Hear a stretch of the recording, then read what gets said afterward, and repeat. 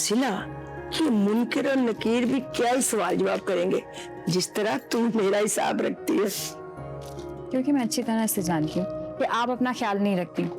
कितनी बार कहा है खाना वक्त पर खाया करें, दवा वक्त पर लिया करें, लेकिन आप हैं कि सुनती नहीं है। ये लीजिए।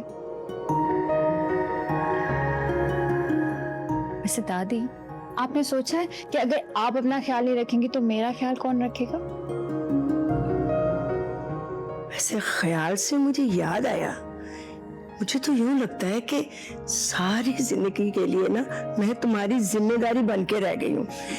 इस घर में और भी लोग हैं, मेरा बेटा है, बहू है, बच्चे हैं, किसी को मेरी परवाह ही नहीं। दादी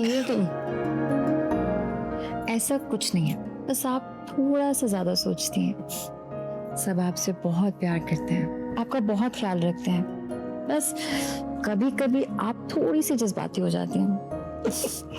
अरे रहने भी दो, ज्यादा तरफदारियों की ना जरूरत नहीं है। ये जो बाल है ना, ये मैंने धूप में सफेद नहीं किए।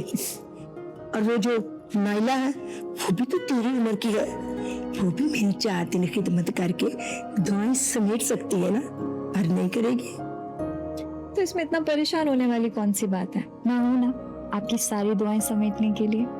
अच्छा, एक बात तय कर लेते हैं कि आज से आपका सारा प्यार, सारी दुआएं मेरे लिए, ठीक है? ठीक है।